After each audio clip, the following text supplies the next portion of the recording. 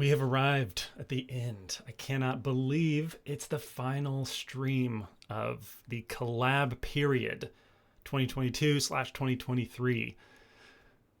Yeah, this is the last one. Yeah, it's been a somber day preparing for this. It's always sad when these come to a close. Um, so, it's been 8 weeks, 8 straight weeks, 2 months, and it's been a very full 2 months.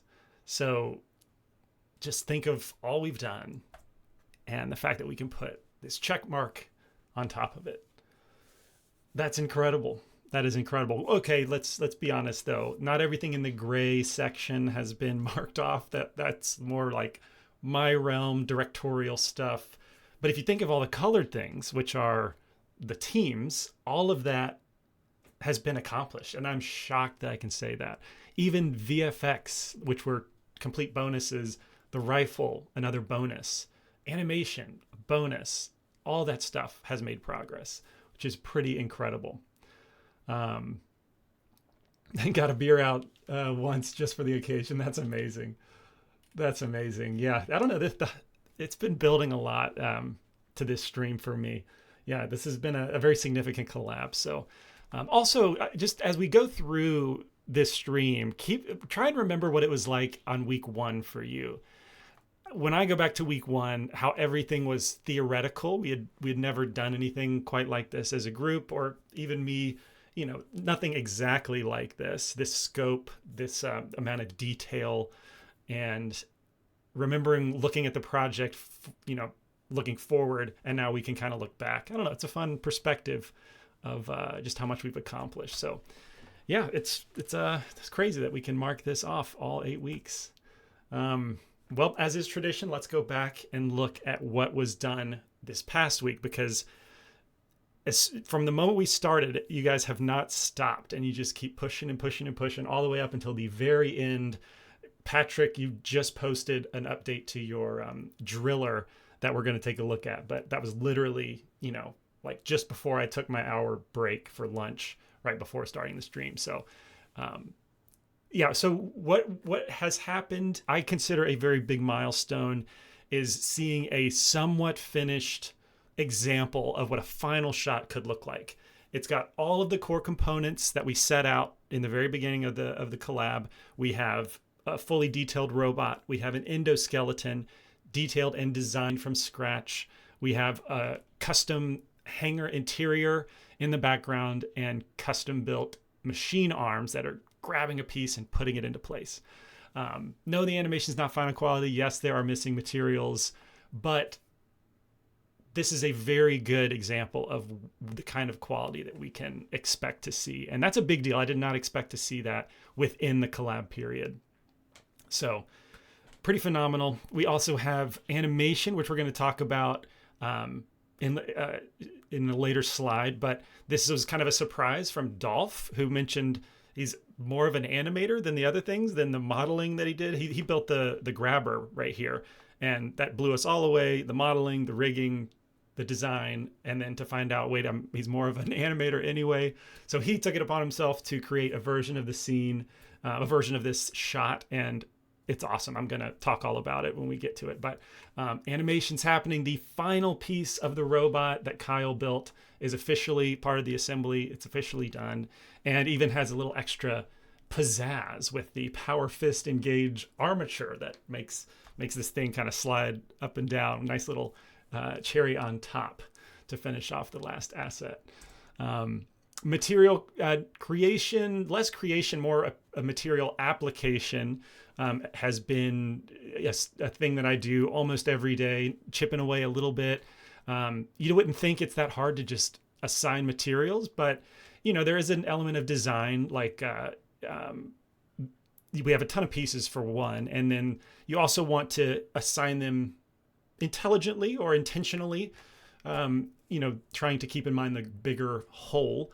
And so it's a very fun process, but it is very slow as I'm learning. So I am very happy with how it's all turning out. I mean, the materials, the model is doing 90% of the work and the materials just taking it that extra little bit, which makes my job a lot less pressure. And just the final result, I think, is just stunning seeing all this come together. The lighting continues as well. Omar just cannot help himself, it seems.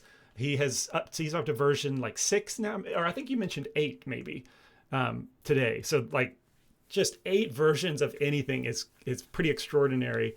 But I mean, it's looking stunning. You keep dialing it in to top shelf quality. I mean, it's gonna look phenomenal. And I'm so glad that it would have been ideal, as me originally envisioning doing the lighting, I would have never been able to create this many versions and explore so comprehensively. So the fact that, Omar, you took that upon yourself, and you've had some help this week too. Other people, Spikey's been helping you today with different renders. So yeah, that's been so much fun to watch. Every day I log in and I have like new renders to look at. Lately, anyway, we'll get to the lighting. But just wanted to quickly show, give you a taste. We've also got more VFX work that has happened this week. We have sparks that are, amazing quality, both in the larger scale from Jake. So these are like far away sparks, welding like large pieces. So it's got a slower pace of motion. Something that Jake found out is like making it sputter more was a big leap toward realism and believability, rather than like a constant, emission of a constant rate of emission. And so that looks fantastic. Both of them now like incorporate collisions. Obviously that looks really good. So whenever I need to use these legitimately in 3D, not just as like a background atmospheric effect, I'll be able to easily set up collisions, since it's going to just look amazing. We've also got Smoke Sim that has entered the ring, which is John's. Let me get that straight. I think it's John's work with some ground smoke. Now, he wasn't happy with how fast it was coming out, but I think this could probably work. Maybe slow down the emission rate a little bit. But if you just imagine like moving the emitter more off screen and the camera over, what we see in this section here is really close to being exactly what I'm hoping for with a ground fog effect. And so I appreciate, John started with textures and made a great effect for this with textures only. And now we've got a great alternative with Smoke Sim. And Smoke Sim's a different animal. So I appreciate, going out of the comfort zone and exploring that. Sean gave us a functional rig test for his rig. He has been extremely busy with real life, with vacation, and on top of that, delivering an amazing robotic arm, and also like taking it to the max, going above and beyond. We've got decals, we've got steam jets now kind of looping, and then writing custom tools for us. So anyway, that was the last thing I really wanted to see from the machinery, is like a functional rig test. And then we've also got the rifle, which was a complete bonus. I did not expect this to be created.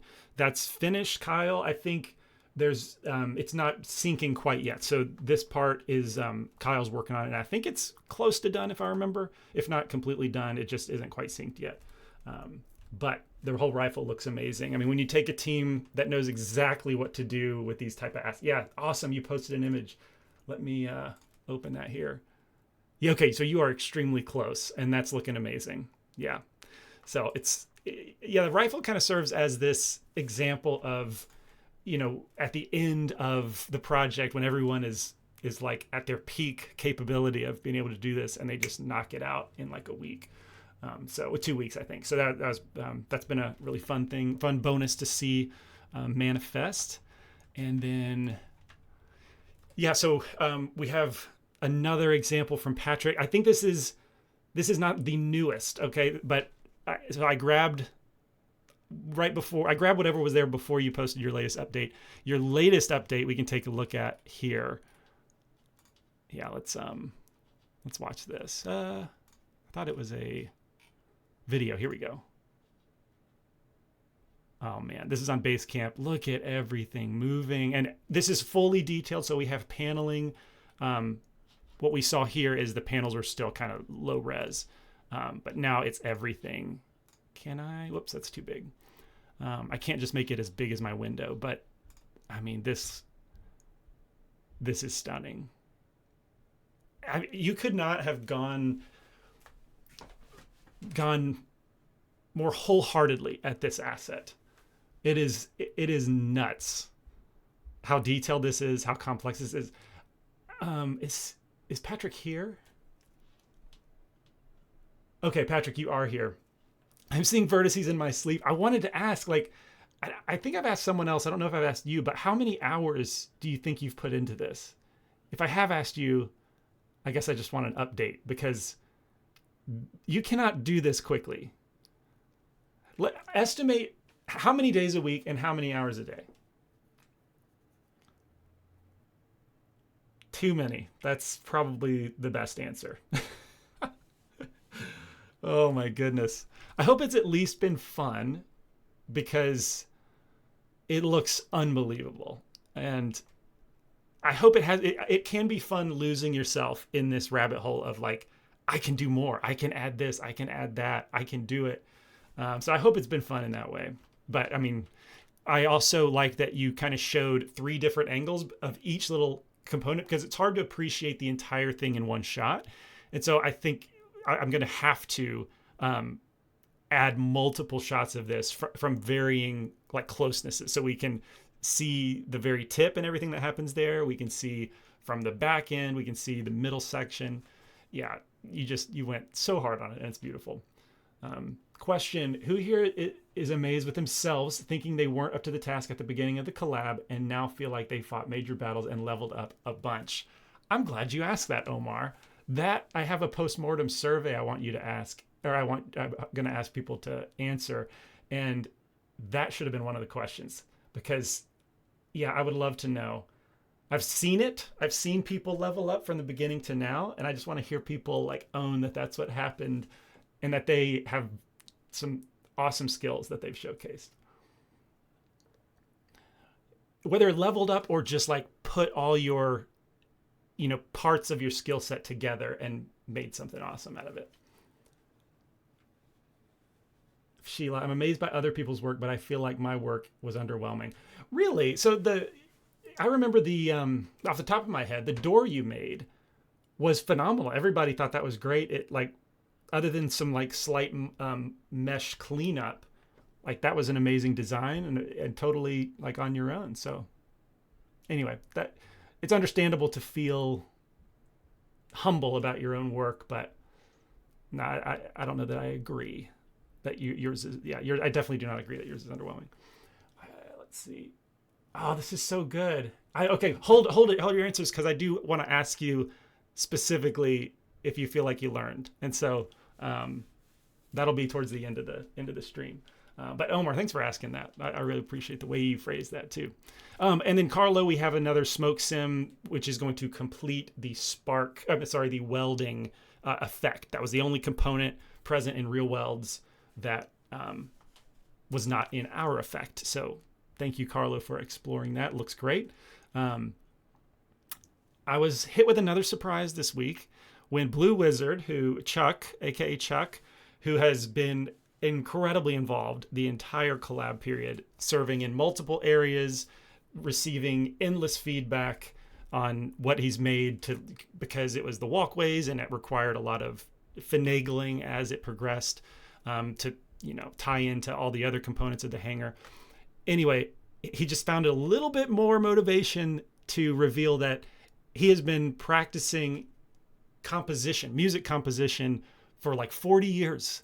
And so he wants to explore creating a custom score, an original score for this project, which blew my mind. I think last week, or was it last Tuesday? Anyway, Sheila, you pointed this out like as I was streaming, and that was too big for me to like handle in the moment. This is a massive opportunity that I never anticipated. So the fact that you provided this is insane. Now, Chuck, originally I told you I wanted to discuss this on stream, and I realized I cannot pipe my audio through the stream.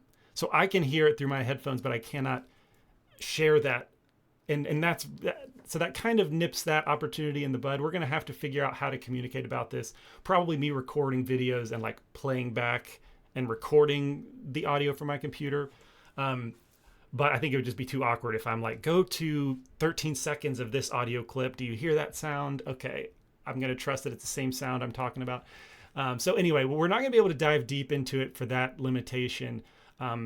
But I just want to say that I appreciate you stepping out on yet another limb and sharing this. I think you said you've never been like published anywhere. So if this works out, then this will be your first, published media that you have written a score for.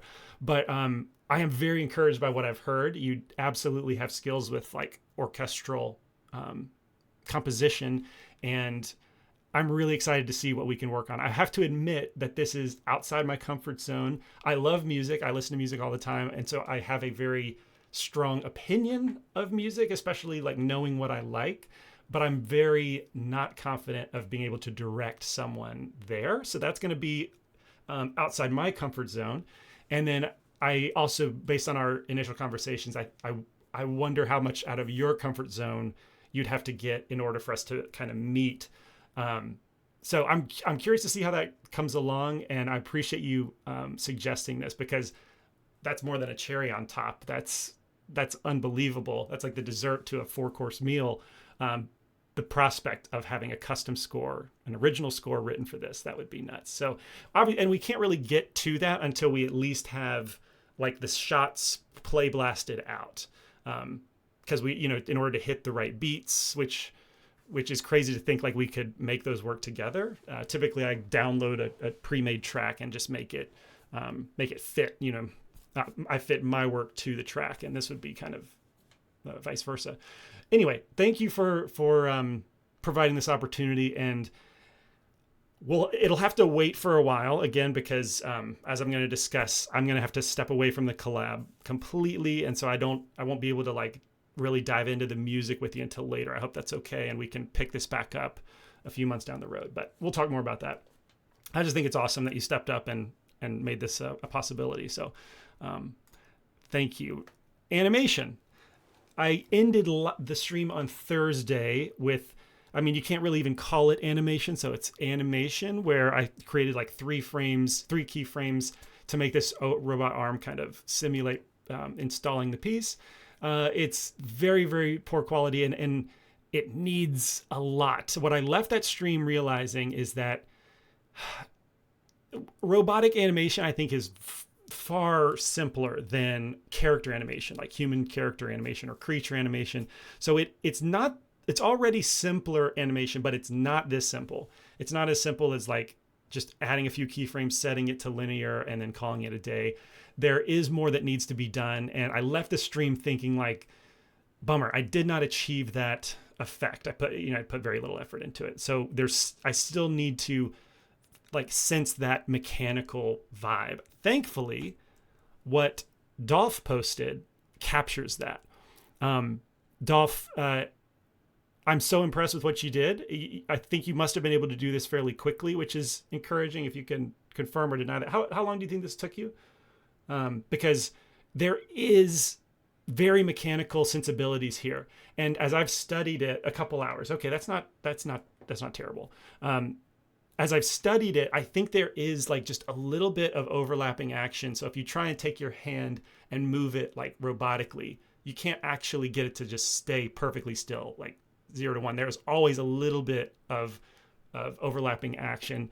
And so that, and also the fact that you're leveraging several components of the mechanics, right? It's not just the way I did it, which was like one IK control into place. You also have that little last part that extends out, and then your arms, how they let go of it, and then kind of retract back into their neutral state.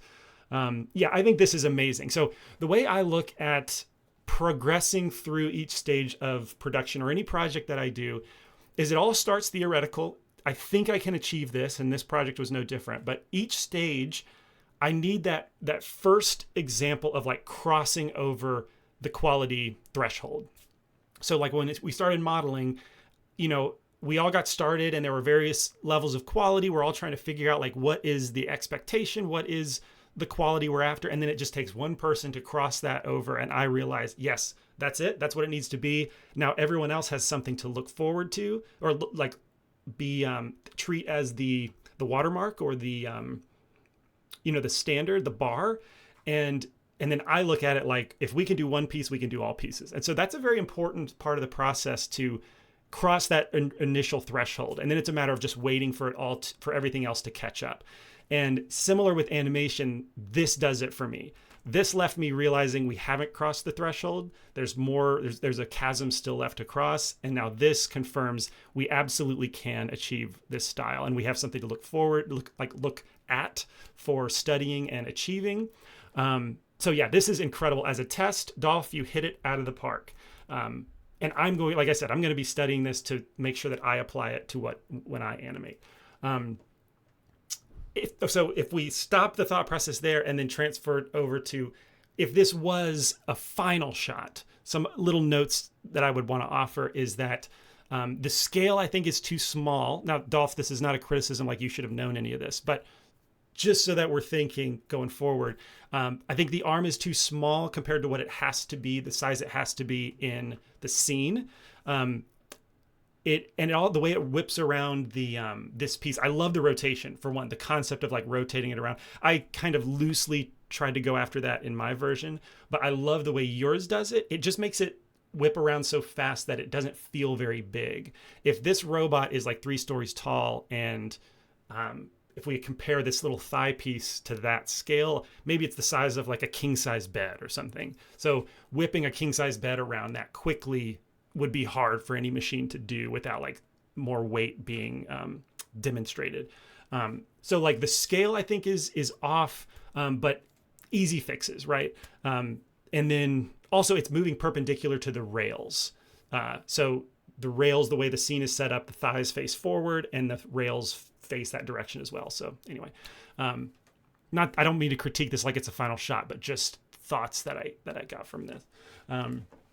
Thank you for doing this test. This was huge. This leaves, without this, I would have gone into the break period not feeling as confident about the animation as I do with this. So this is huge. All right. If you want to animate on this project, since Dolph posted, there's been a few people raise their hand and say, I'm kind of interested in animation. Could I join the team when that happens? And I love that idea. I expected to do it kind of by myself, maybe with Phil a little bit, but the fact that we've had interest is going to be huge. And so if you want, please post in the Who Wants Extra Tasks thread, I'm interested in animation, and that will be where I check. And then from there, what I've been doing is in the project directory under shots, and 00A, that's serving as like this test sequence. I've been creating a version for everybody who's shown interest, so I will create a version for anyone else that's interested, and then we'll treat that as like a testing ground so that each of us do our own version, just to kind of exercise and show what we can do, trying to achieve that very mechanical quality. And hold on a second, let me close this door so it's a little quieter.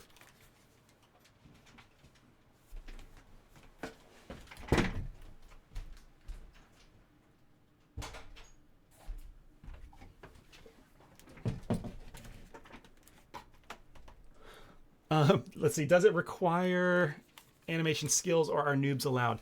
That's a good question. Everyone's welcome to join.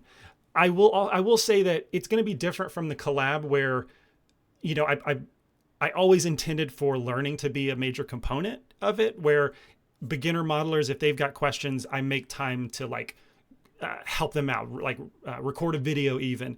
When it comes to the animation, it's going to be all production, not like we just need to get it done, rather than let's also consider the learning. So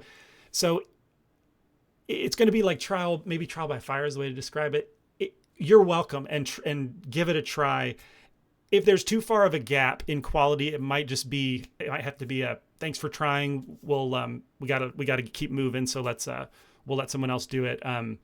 But does that make sense? It's gotta be yeah, it's just all production centric. It's not going to be as much learning. Let's see. I'm so tempted, but I know so little about animation. Well, so the beauty is, what I would recommend is going to. I mean, I'm going to go through exact like the kind of schedule I'm imagining, but oh, where is that? All courses. I was just looking at it the other day and I already forgot. It is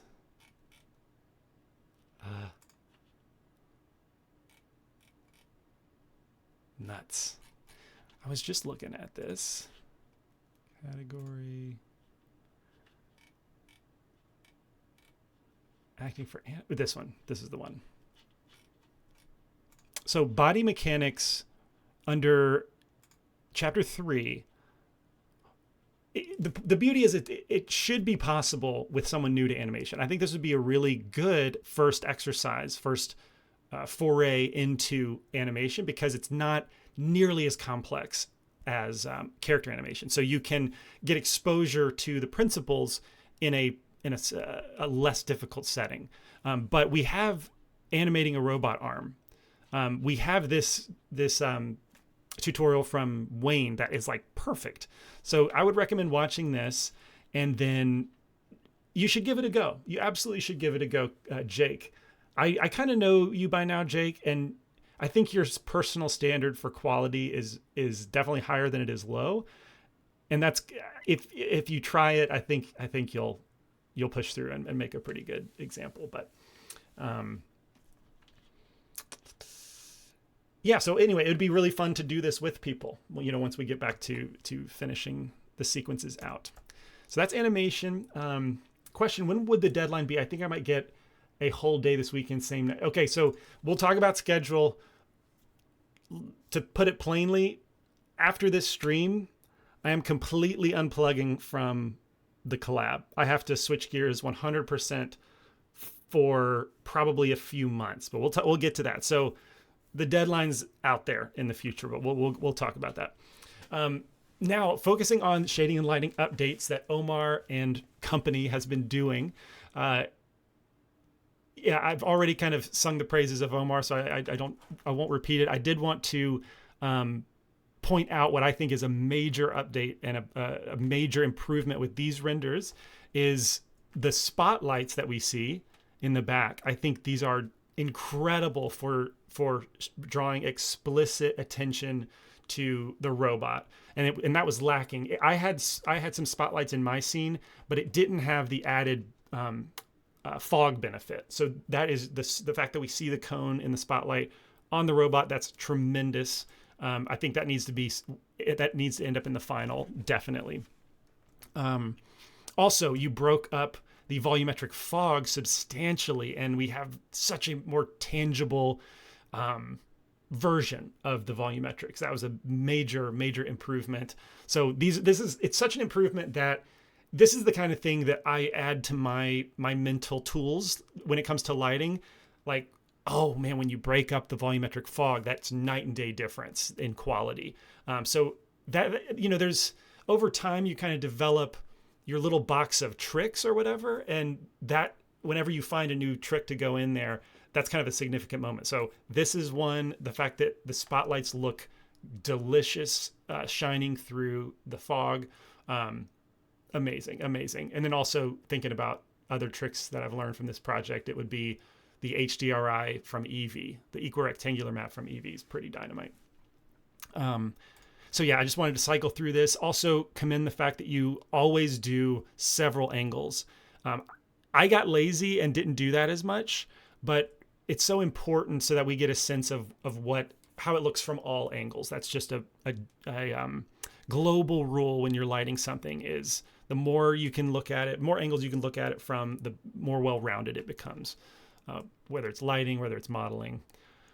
I did want to make a point about, so the spotlights when I'm looking at the robot's front, the spotlights are fantastic. They're very bright. They're separating the robot from the background. Whenever we look at the robot from the back or even from the side, we see that the robot's kind of too bright. And so since you have spotlights on the front, I think we should artistically manipulate those values so that whatever angle we're looking at has lower powered spotlights. And then on the back side, relative to whatever angle we're looking, they get brighter. So I would like to see this same effect applied whenever we're looking from behind. Yes, that's not physically correct, but I guarantee those are the kind of tricks people do in movies to ensure good lighting per shot. And since you already have spotlights on each side, it's not like a major continuity issue. So anyway, that's just something. Yeah, the default material is killing you. I'm sorry. I'm going as fast as I can. I think I told you the other day that I dedicated 2 hours to what I thought I could apply all the materials to the upper half of the robot. And in 2 hours, I only did the waist. I couldn't believe it. But it will happen. It will happen in time. Don't worry. And that will be a glorious moment when you finally get rid of that default material. So Omar, yeah, my hat is off. I just thank you so much for all the work you've put into the lighting. And gee whiz, this project is going to look gorgeous because of your dedication. And it's a lot of dedication you've applied here. You made a comment that I thought was very important. I don't even know what lighting to go with anymore. And you've done so much with the same scene. I mean, it's hard to do. It would be hard for me to do 3 versions. I would feel very happy with myself if I did 3 versions. You're on version 8. You have spent 3 straight weeks dealing with this. But I think you've come to the place where everybody would come to, and that's like paralysis space, where you've done so much that I don't know what to do anymore. I don't know what's good. I don't know what's bad anymore. Like it's just too much. And this is going to be perfect timing, I think, for me, but also for you and probably everybody to step away from the project and prepare to come back with fresh eyes. Those fresh eyes, I think, will make all of the components come into place perfectly right at the end. And Omar, I think you definitely need to do this. Yeah, take your break.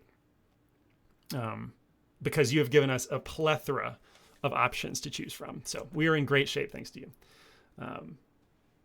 And let's move on to, pipeline things that have updated since last week. Last week, I was very excited at the reality that, we baked or we rendered out an equirectangular map for the environment. And then it occurred to me that, well, if we're really close to the robot on these assembly shots, then the background can just be, number one, was just the HDRI itself. Now, I wanted to show you why that was a problem. So here I've got this same scene, and let's see where we're at. I'm going to hide this BG real quick. So if we go into rendered view, let's maximize it. I need to select my camera to show this. Okay, it is selected. So this looks fine in a still frame. And when I first showed Omar, I was like, this is going to work brilliantly, but it was a still frame. Now, whenever you move a camera and the HDRI is visible, the objects in your scene move, but the HDRI is a theoretical, like, infinite sphere, and it will not move. There will be zero parallax whenever you're moving the camera. You can rotate it. Oh, well, let's see. And you'll get not parallax, because that doesn't happen when you rotate around a camera. I forget what the technical term is. But that limits us. And also there's a problem with not getting a true sense of scale in the scene, because, depending on how close we are to the object, it just gets smaller and the world stays the same. So the more I tried this, the more I realized the HDRI by itself is just not going to work out. And so what I did instead is I created this, I applied our HDRI texture to a sphere. And that allows us to get parallax whenever we move the camera. So that background is moving. And, I scaled it up to be roughly the kind of space we would expect around the robot. And so it looks okay. But then when I rendered it, ultimately, I think it's not going to work. So these examples are why I don't think it's going to work. Let me ask first, does the background feel off to you? We've got two versions, one where I panned the camera and then one where I rotated a little bit.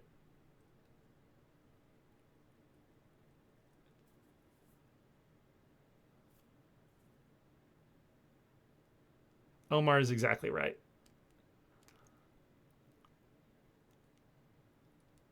Yeah, something's wrong. Okay.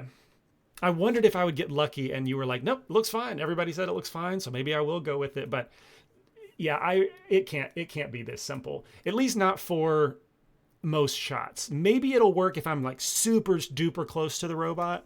Like, you know, with the driller, since we were just looking at Patrick's driller, like we're going to need to be really close to see all those little gears working beautifully. So maybe like if we're drilling into this hole, for example, maybe something this close can just be a background that's the sphere, because we won't be moving the camera that much anyway. But for the majority of these shots, I think I will need to render the full environment with Eevee, because I like the parallax difference between the robot and the background, but there's no parallax in the background itself, and that's really killing the effect for me, because it's a big space and you would absolutely see, you know, this front column move faster than the back wall. So anyway, just wanted to follow up with that seemingly perfect solution, and then you realize, nope, it doesn't quite hold up the quality that you were expecting. If anyone's worried about the lens flares, don't worry, they are too strong, but I also find myself always trying to find the extremes, what's too little, what's too much, and then I have my happy middle ground to find a balance, but they won't be that strong in the end. Let's see. Any questions I'm missing? Fight me, lol. I like that. It's always good to get someone who likes lens flares, because I think it's very uncool to like lens flares. I used to think that way, and I've kind of come around to liking subtle flares. I can't watch Star Trek and be okay with that level. That's always going to be too much, or Transformers. But I like them too. All right, so that is shading and lighting updates. So what is left to do on the project? Well, I need to finalize the story. That has been this to-do that's become almost a joke. It's to the point of like, you know how Jimmy Kimmel, anyone who's in the States, how he always says, sorry to Matt Damon, we didn't have time for him tonight. It's like that level with finalizing the story. Every week I said, all right, I'm gonna work on getting the script finished so we can get narrator auditions, and that never happened. That's very regrettable for me. I'm sorry. I know people were looking forward to that. It's not off the table, but it just didn't happen during the collab period. While I regret that a lot, it only happened because I was prioritizing other things. And I still feel pretty confident that I prioritized the most important things, given what we've talked about. Like, there are almost like zero questions at this point. There are zero questions about how something's going to get done. You know, like VFX was a big question. Are we going to be able to create these that look good?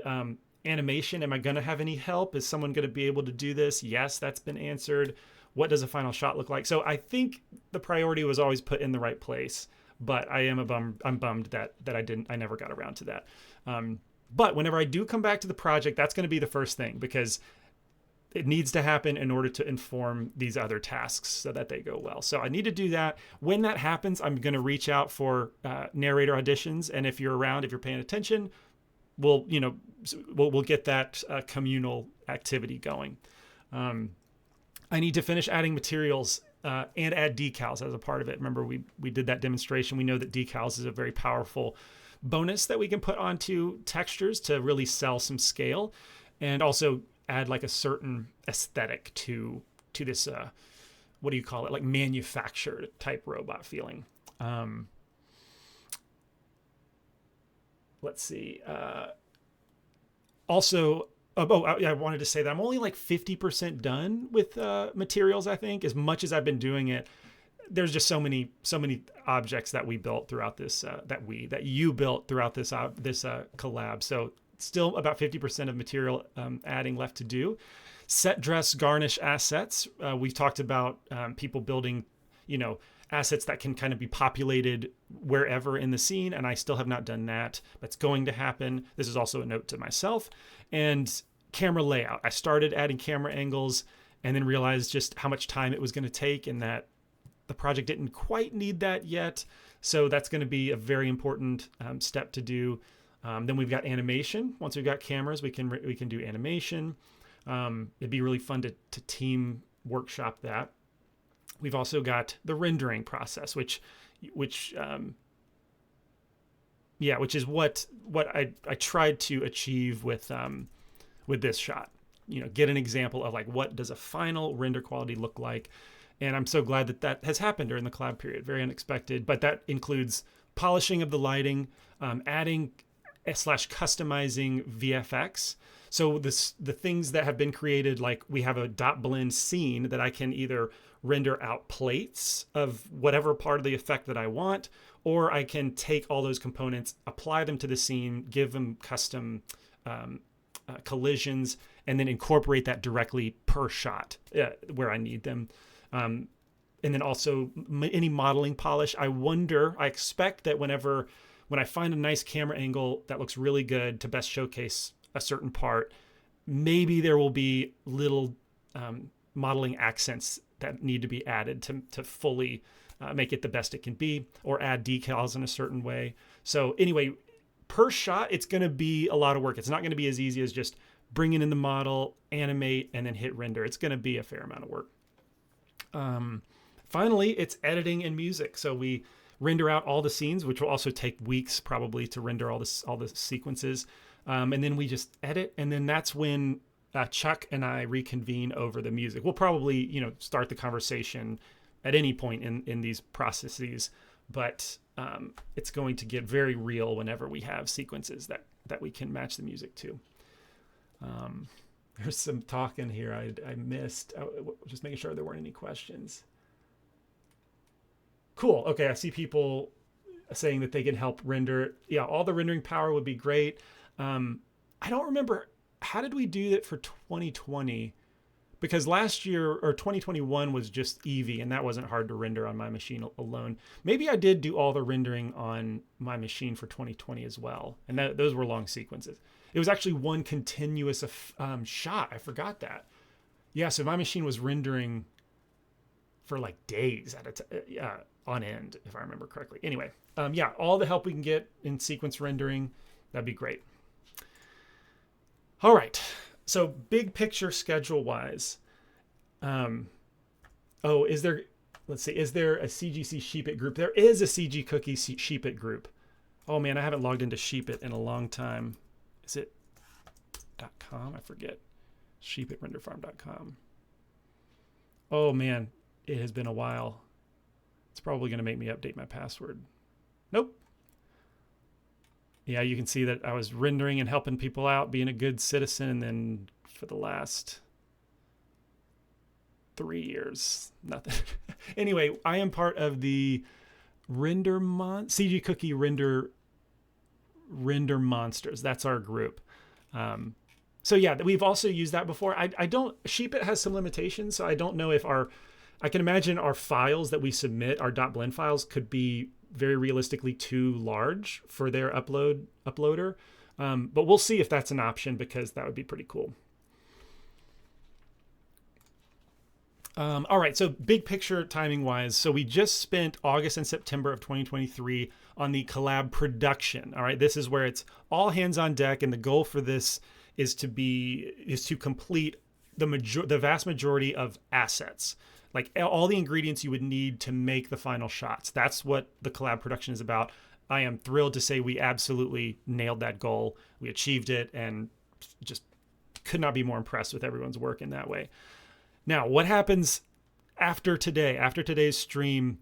I immediately have to switch gears over to course production and finish the macro course that I've been working on. I've recorded it completely. I just need to edit and publish.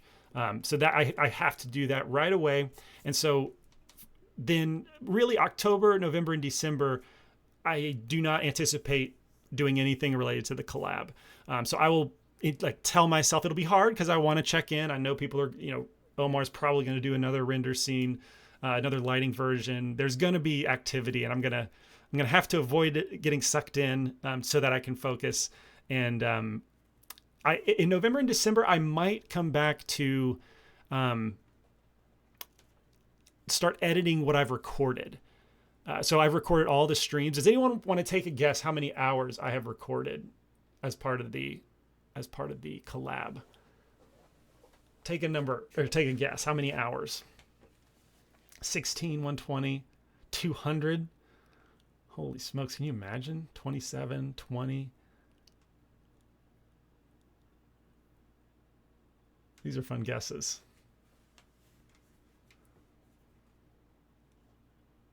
Oh, several of you are extremely close. All right, I have to give it to Kyle. It is 44 hours. Not including this one. After this one, it'll be 46. That's wild. You guessed it exactly. That is crazy. So yeah, anyone who's watched all the streams, thank you for devoting 46 hours of your time. Anyway, so I'm dying to get into that and seeing how much fat I can cut, how much I can condense down into the most meaty version of the learning material. I did count private recordings. There's only maybe a couple hours worth of private recordings. There's not that many, but yes, I did include that. And so I want to cut down. My vision for that is cutting down all the streams, but then also if there's a time where I did a poor explanation or poor demonstration, I'll re-record that kind of thing better so that it's more clear. And then maybe also add some traditional, like the HDRI conversion, even though a lot of it's based on that tutorial that we got from YouTube. They didn't go over keeping your your high dynamic range, and I think that's a pretty important component. But I want to record a video just about that process and any other components that fit a more traditional single lesson kind of tutorial. So I want to have this mixture of following the process and learning from the production, which is very different than traditional tutorials, and then also have some more tutorial stuff in there. Anyway, so November and December, that's what I'm anticipating diving back in there. And then in January, February of 2024 is when I'm tentatively planning to get back into the collab. That'll be a new year, fresh off the holidays, and that's what I've done in the past. We typically in the collab in the summertime, right before fall, and then I come back in January and am just super jazzed to get it finished. And yeah, we have that freshness that I think is very important. So keep an eye on the Discord around, and maybe Basecamp. I mean, there's no reason to close that out. If you're around January, February, that's when I expect to be finishing. So when is it going to be completely finished? When is the premiere? I think late February at the earliest. More realistically, wait, what did I just say? Yeah, late February at the earliest, probably March, hopefully the earlier part of March. And again, tentatively, but please pay attention for the premiere. It is if anyone who's been part of these in the past, if we can, if you can back me up on this, watching together on YouTube for the premiere is pretty special. That is a very, very fun opportunity, and when you get to work so closely for so long and then you see it together for the first time, there will also be people that weren't part of it, and it's a really fun experience. So pay attention enough to find out about the premiere. I'll do everything in my power to make sure. Sending an email, yes. I'll probably do the same kind of thing that I did when we restarted. I emailed, I sent Basecamp messages, I did every channel I could think of to get people aware, make people aware. So I'm going to do the same thing for the premiere, and yeah, that'll be really special when we do that. Very special time. Invite all your friends and family. I love it. I'm going to invite I'm going to have Fisher with me, who's going to watch, and maybe even my wife. She doesn't quite get the same kick out of it as I do, if you can imagine. But I think, Sean, you had your family watch during the during the backhoe, and they got a big kick out of it. But yeah, essentially a watch party. We'll be there together, and I'll be there, and it'll just be a blast. Very special, like final conclusion to this whole experience. Let's see. Oh, there were some questions before we get to this. Questions. So the animation engagements would be in January. Yes. Now this is so that we are on the same page. This collab finishing is not the same kind of scenario as the collab production. I'm not planning on streaming or having any like structured system. I designed the project so that this is the teamwork, and then I can be the only one that finishes the collab, like the final thing. So even though like this might seem like a lot of work in bullet form, it's definitely something I can knock out in a couple months. But the reason I'm saying this is that I plan this just to be me. So there's a lot less pressure. You don't have to feel like I've got to catch the streams or I've got to be here. Like if you're around, come work on it. But January and February is going to be that time frame. And depending on how many people show up, maybe we'll add some more tasks, and make it a little more official. But it's going to be much more relaxed. And I forget why I had to say that. Yes, so to answer your question, look for January to be the restart of getting back together and finishing animation and that kind of thing. What are we doing for Collab 2024? Oh, that's a very important thing that I left out of this presentation. I didn't have a slide for that. That would have made sense to have a slide for that. To be completely transparent, I'm not even out of 2023 yet, so I don't have a plan for 2024. I'm trying to remember in the past. I want to say that we've talked about it leading up to the premiere of the previous collab. So probably towards the end of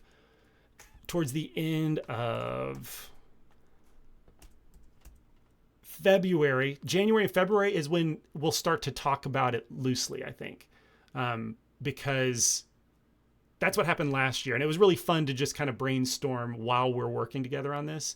And then whenever we release the premiere, traditionally, I always put the announcement of the next collab at the end of the premiere of the previous collab. So I don't know what we're going to do for 2024. It's a little too far out to know quite yet. But it's nice to hear that you're already thinking about that. Let me see if I missed anything else. Taking Boltzmann out of the hangar. Holy smokes. Let's go wild and remake the episode where Dinobot dies. I think I can safely say that would be like peak collab dream. If anyone doesn't know what I'm talking about, he's saying the Beast Wars episode from the 1990s children's show. I grew up loving that show. Probably kicked off a lot of my computer graphics direction and affinity. And anyway, there's an episode where Dinobot dies called is it something of a hero? I can't remember. Do you remember what it's called, Omar? Anyway, it's an episode, I would say, story-wise, way beyond what kids deserved back then.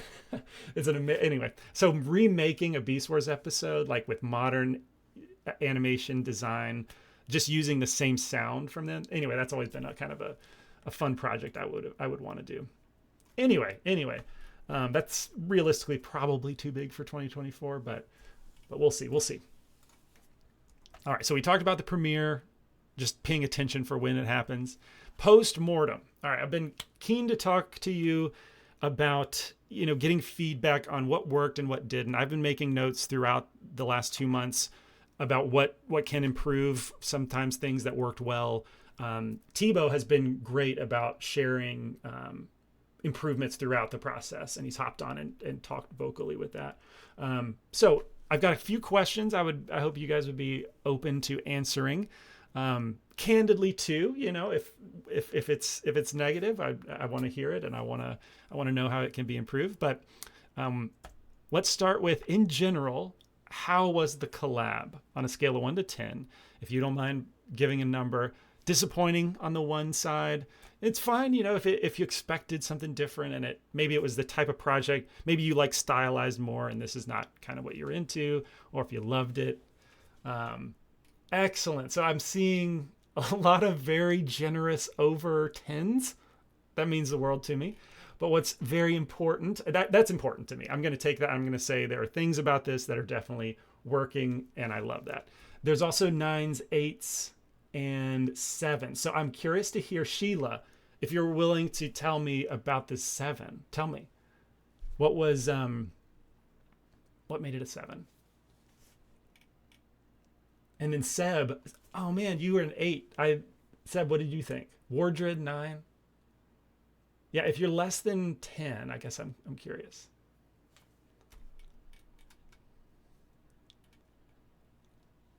Oh, good, Seb, you're willing to speak. I appreciate it. Hey Kent, I can hear you. how are you doing, mate? I'm good. How are you? Good? Fine, fine, thank you. No, I think sometimes the communication was a bit difficult, and it left me for the feeling of being a bit lost at times. Okay. So that's something I find maybe could be improved, but I wouldn't know how because it's a huge project. So I'm afraid I don't have any tips to give or something. But sometimes I did feel a bit left out and like talking not. Yeah, it's like the communication was going aside and not building up to something. Gotcha. Sometimes. No, I appreciate that so much. I always wonder because from my side, it's like it feels like constant communication. If you've got, 20, 30 people and you've got at least a few messages every day or every few hours, it feels like I'm constantly talking. But then reverse that, and like in your situation, and I remember you having questions that really needed answering. A lot of people did, and just, I would get to it a day or two late or something like that. And that's definitely leaves you like, do you work during those 2 days till you get an answer, or and risk doing something in the wrong direction? Yeah. So the communication's been something that I've wondered a lot about, and I wonder if people probably are affirming this, feel the same about communication. Let's see. Yeah. So communication, that is,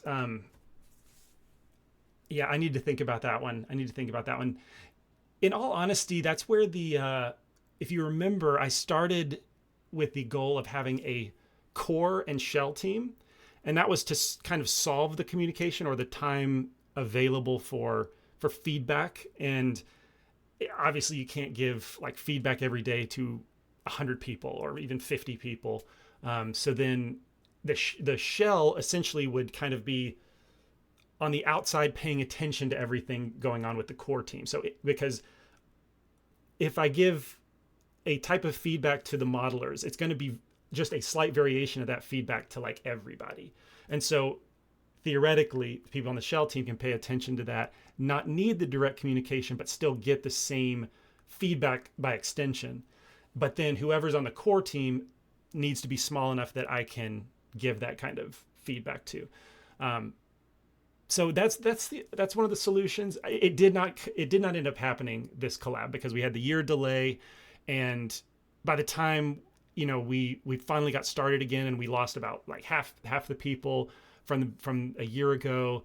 It was just like, I would love to do the core shell team, but it's already kind of messier than what it was originally planned. So I just sort of treated everybody the same, which means everyone gets a little less time. Hello. Thibaut, how you doing? Fine, and you? Doing great, thank you. Yeah, sorry, I was going to talk about something else, so maybe you want me to come back later because I don't want to shift topic if you don't want to Well, talk yeah, about something else now. I'll wrap it up on that. I'm not going to have an answer, but then just stay on and we'll talk to you. But yeah, the communication's probably going to always be maybe the most frustrating part of it, because yeah, I don't have a great answer. I thought that I think that the leadership team did pretty amazing staying in touch with everybody. So I'm going to commend them at the end. And so it kind of comes down to me and like how communicative I am. So anyway, I'm gonna always be trying to improve that, or trying to figure out a system that can facilitate that better. But I really appreciate the honesty with you telling me this. So, Thibaut, go ahead.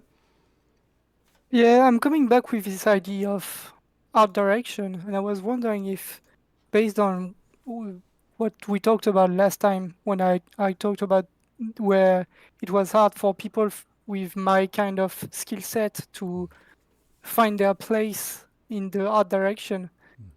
Did you think that? Do you think that it could be interesting, for example, to have an art direction team in the pre-production with people from the CG Cookie students and ask who is able to do concept arts for the upcoming collab and have a complete set of concept arts that are all cohesive? Because I think when I go back to the reference, one of the things is that the reference we had were not super cohesive, so it was a little bit hard sometimes to know exactly what was the direction. And so do you think that you could have like really a pre-production step before the actual start of the collab and have people involved to really try to work on that? God, that is without a doubt, that would be an amazing benefit. I mean, amazing improvement on the process as a whole. So one day that's definitely part of the dream. I'll be candid and say that collabs are we always end up in the red financially with collabs. So it's I need to figure out how to make them at least mildly profitable, because adding anyone else to the project takes them away from what does generate revenue, course production, and take them away from that to come here. So Even if it's CGC student? a Even if it's CG student, Cookie student? Well, I mean, people that subscribe to the website that's a and pretty have people from the website dedicated, grouping together to be the concept art team before the production and have them working on the concept for the visuals of the upcoming collab. so that's a great idea. That's much more doable. Um, it would have to be someone that I don't feel like needs direction. They would be capable of directing us, and not in the sense of like the admin part of directing, of like scheduling and creating data sheets and all that stuff, which I'm not great at. But they wouldn't have to do any of that. But they would have to have confidence in their um, art direction ability, like art taste. And so if we found when we have those around, I think last year that would have been the artist that we chose. Their artwork was great at that. He was in Ukraine when everything was going crazy, so like he couldn't afford much time. But that's a great example of like he didn't need to be directed. We were making his vision come to life, and that is possible to source from the community. That would be another really good. Yeah, ultimately, I would love to make that happen. I think that's going to go on my list for seriously consider that, especially when we have something stylized, like something drawn. Um, Mm.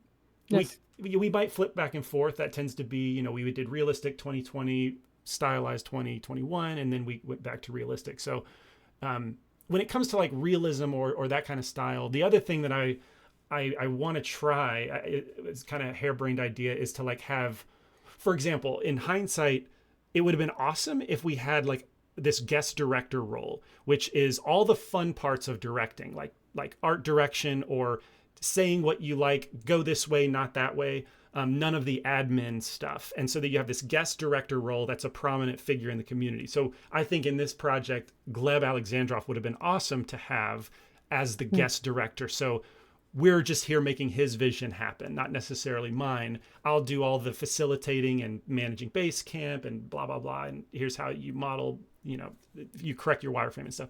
But he shows up for like an hour for the stream each week and then, gives his opinion on do this, don't do that, change this, tweak that.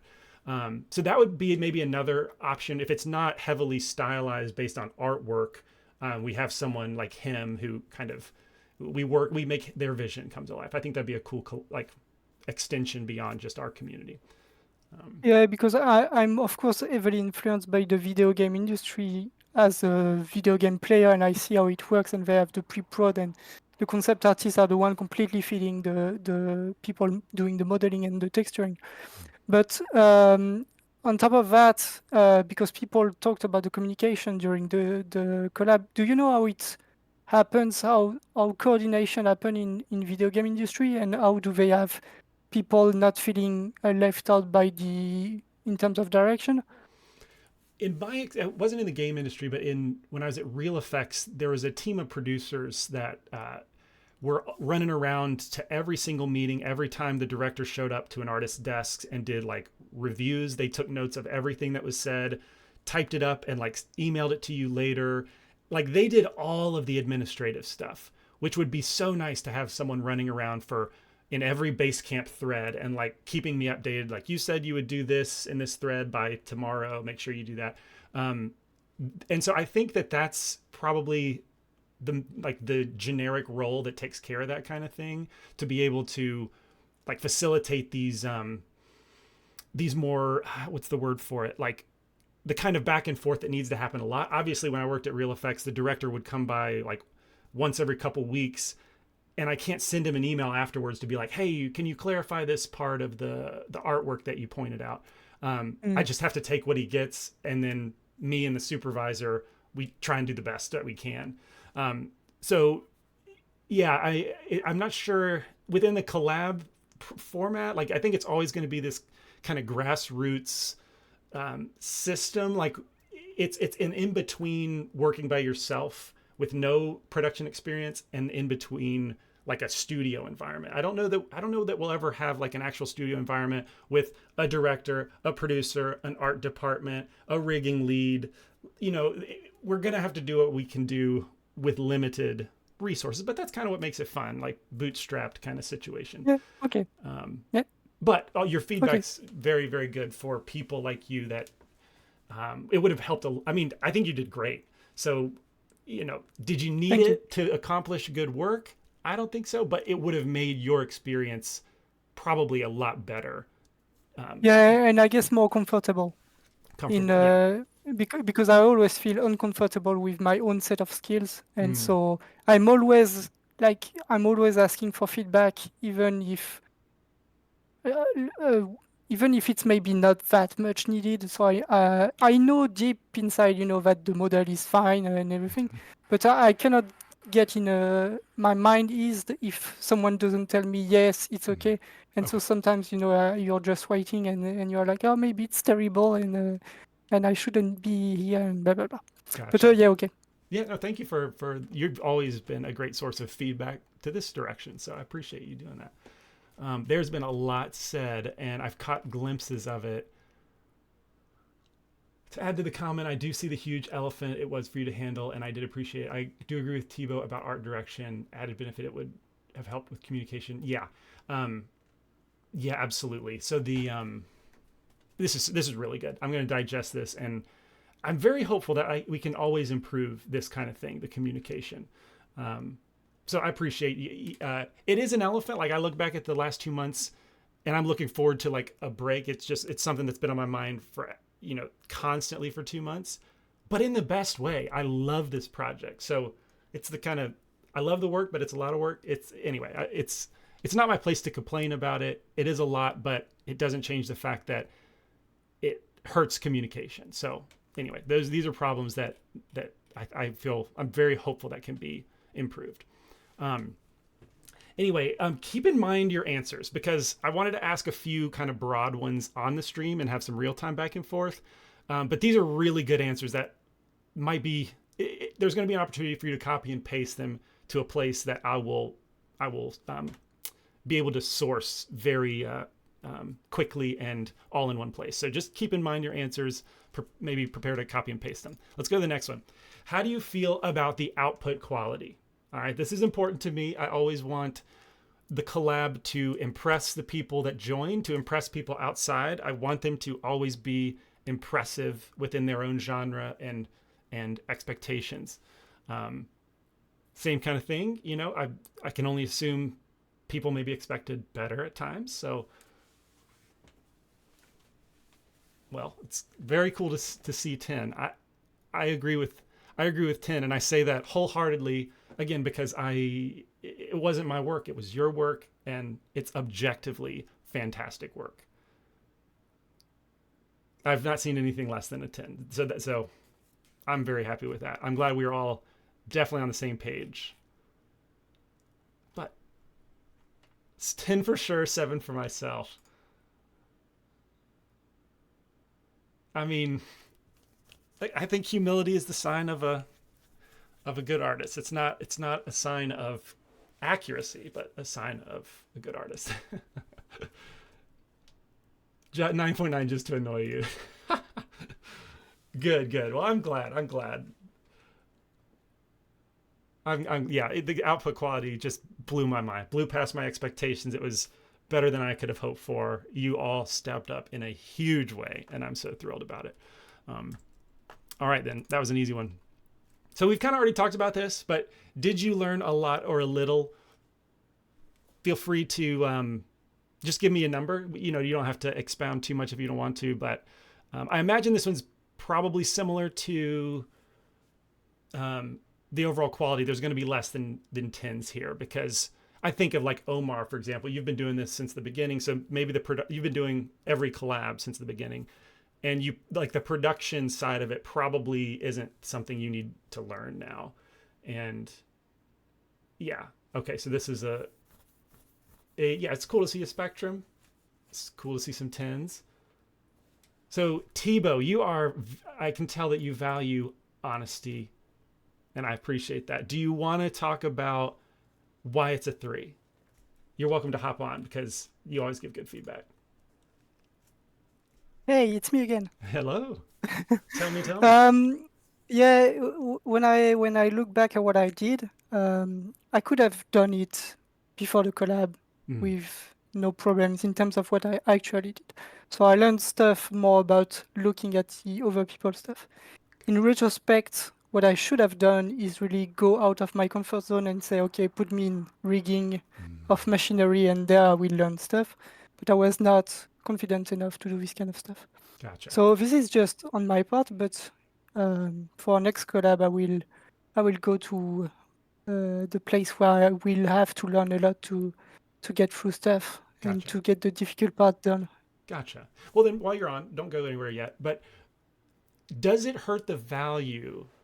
Does it hurt the experience if you didn't learn that much? Because that makes total sense that you went into a category, a team that you were most comfortable. There wasn't that much for you to learn. Now, does that make the experience less in your eyes? Not really, because like I think in a way learning stuff was not exactly my first objective when I joined, and I just wanted to make cool stuff. And when I see the output, I'm like, okay, I'm part of this. This is great, and this is pretty much what I wanted.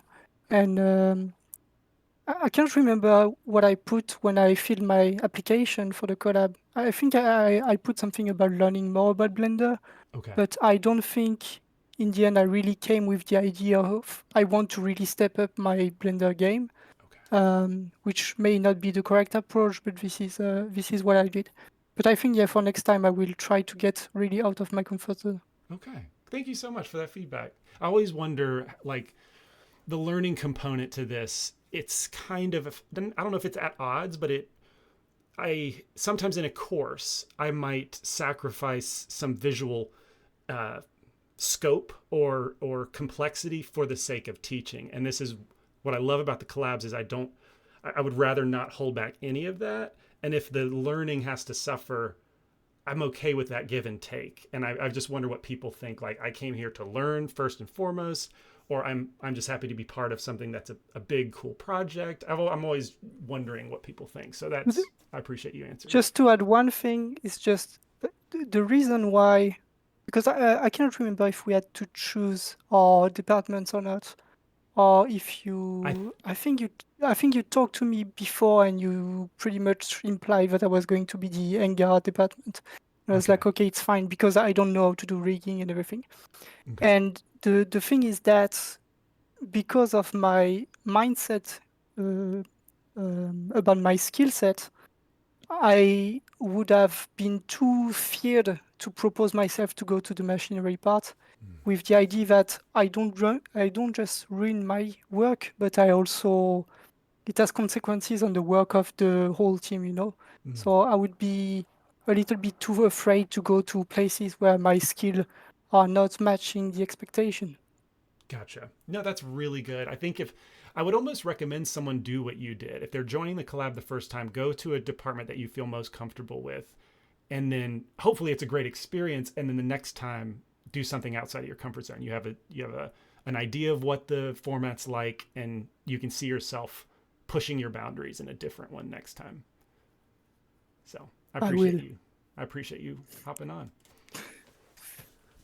This has been great. I need to go back and read all of this. Take time over some coffee and really digest all this. But if you don't mind copying and pasting, I think the next part is yes, I do have a fuller, more detailed, slightly more detailed. It's only a handful of questions. But if you don't mind, I'm going to post I actually have this typed out somewhere. So yeah, in the message board, postmortem survey, I'm going to post this right now. Yeah, so if you don't mind, sometime, really anytime in the next few months, if you would fill that out, and there's opportunity for you to kind of type things, what you've posted here. So copy and paste is great. This is just a place I'm going to go first to like really think about the feedback. So if you could fill that out, that would mean a lot. And we have some more requests to talk. So Kyle, always a pleasure to talk to Hey, you, sir. how's it going, Kent? How's it going, Good. everybody? Going really good. How are you? Doing awesome. First off, just congrats to everybody. Amen to Uh, that.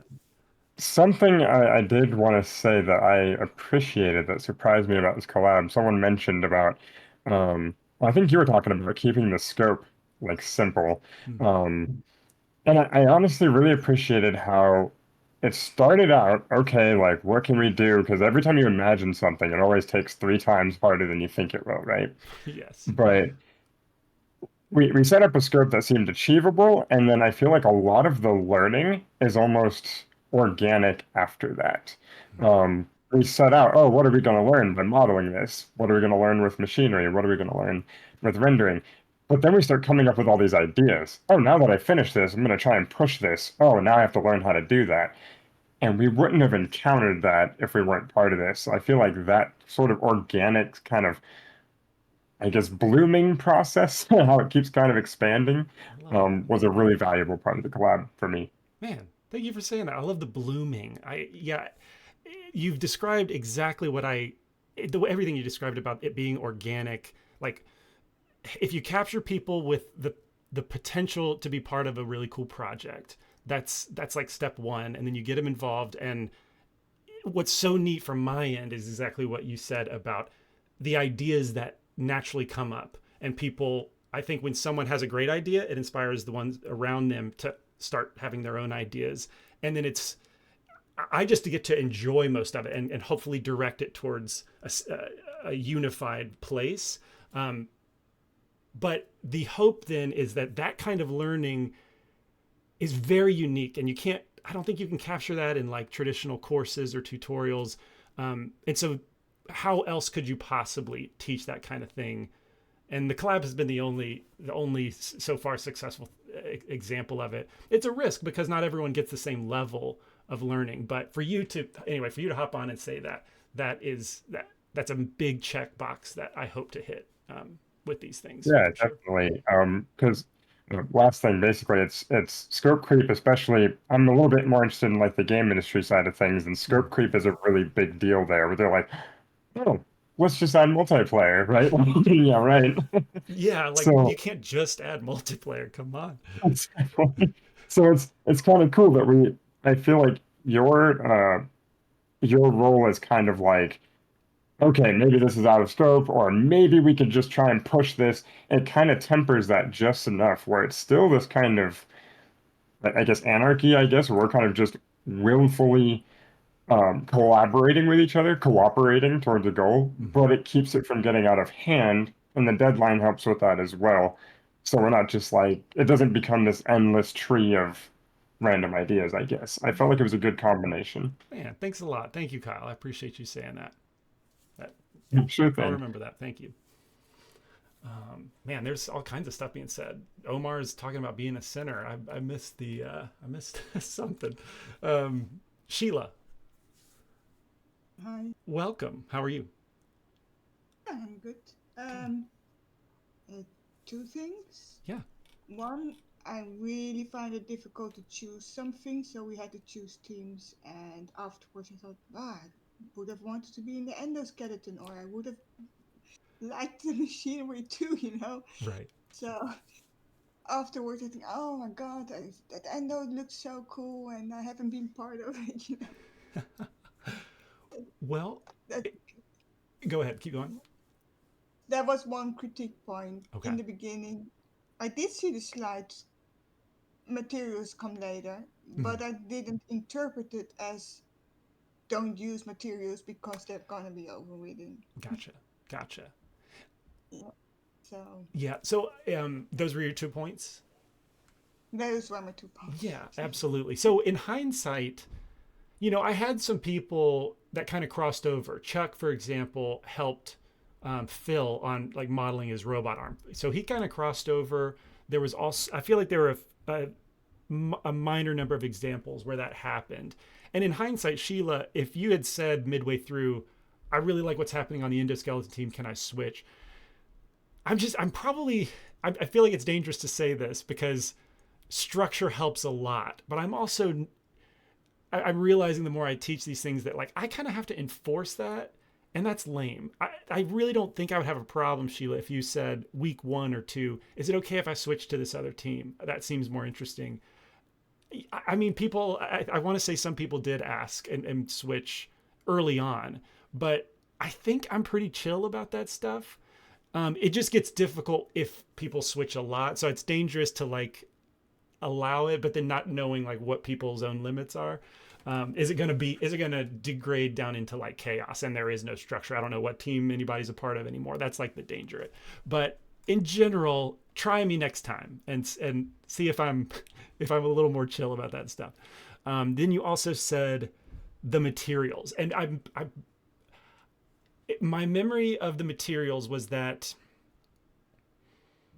it was probably just too ambiguous from my end. I did not make it clear enough. I never wanted to discourage anybody from doing materials. For example, Chuck did his plate, his diamond grate floor material. I saw it, I loved it, and I just put it in the material library. I haven't gotten to your elevator yet, but it's very likely that I will like some of those materials and keep them. If they're substantially different from the ones that are already part of the library. And so anyway, in that way, I know I did not want to discourage anybody from doing materials, but the scope of the project never officially included materials. This was always like a modeling project first and foremost. So that's going to be on me not explaining that entirely, but don't think your materials are all going to be obliterated either. So anyway, I appreciate you hopping on and giving me that feedback. Let's see, there was someone else who wanted to talk. Is it that far back? No. I thought someone wanted to talk. It was a W. There's no hands. Okay, must have been canceled. Oh, gotcha. Okay. All right. I really appreciate all of the feedback. I can just kind of tell that it's coming from a place of truly wanting this to be better and better, and that means a lot. So thank you. Again, if you could fill out the questionnaire, that would mean so much to me. All right, so we're about to the end. One of the shorter streams, but I have to give a major shout out to the team leads. I kind of did it a little bit earlier, but the team leads, I cannot stress how important you are to the modern collab, because we've had versions. We had a version of teams last year that wasn't great. There wasn't a lot of communication. I know that you guys felt on your own, as you should have. The collab before that, there were no teams. At this point, you are critical to getting this done, and you are always there. You're like my friends that are there every day. We talk about renders, we talk about inspiration, music. It's so much fun, but it also requires a lot of time of you. And I appreciate you always being there for me. I saw you constantly there for on Basecamp too, answering people's questions, pointing back to me when you didn't have the answer. And Adrian, you were like filling in admin stuff when you had a radar for what was hard for me to keep up with. One of them was scheduling live streams. So I appreciate you looking for opportunities. You were all going above and beyond what was asked of you. It's a lot to just ask to be a leader and be available for questions, be available for troubleshooting. My goodness, you all troubleshot so much. That's a major part. And so you did all that, but then you also contributed actual assets. That takes its own time. And then Sean, you're at the beach writing a custom Vertex group tool for me. So every single person, Omar, Sean, Phil, Adrian, Martin, you all are absolute pillars in this process. And I thank you for being there. I thank you for just stepping up to the plate in the best way possible. So thank you all. Yeah, it meant a lot for me to do this project alongside you guys. And geez, that's it. That is it. I can't thank you enough for being part of this project. They're always special to me. Collabs in general, they're something special that came from like organically, from streaming several years ago, and we've kind of talked about like the uniqueness that they are in the type of learning, the type of opening doors for how we can create bigger things together than I can create by myself, and presumably you can create by yourself. So they're special for those reasons, but also, the year delay and everything that entailed. This particular collab and restarting it and finishing it represented, a triumphant return. It's just computer graphics, right? It's just computer graphics. But it did mean a lot to, I don't think, if things didn't go better for my son, I don't think I would have done this project. It just would have represented, something that started when he was here and then I couldn't go back to. So the fact that we finished it represents that, something is much improved in my personal life, but it just represents that kind of triumph that I hoped it would be. Whew. And I appreciate the encouragement, through the year. You maintained your interest and you came back strong. And it's only understandable that not everyone could do that. But for those of you that did, that means all the more to me. And you were always very encouraging and supportive of my family and what we went through. So thank you. And I think I have a picture of Fisher. So he's been doing really good. And he's, his name is on stuff throughout the project, and you all were very kind. And this will always mean something very deep to me. So I appreciate you all. Can't believe it's over. I'm glad we get to come back in January, February, and we get to finish it and have some more fun in this project again. But thank you all for hanging out with me and making this project a reality. And it's just been an absolute blast. So thank you. You're all amazing. And I'm sad to be signing off, but that's what we'll do. So have a great rest of your day. Thanks again.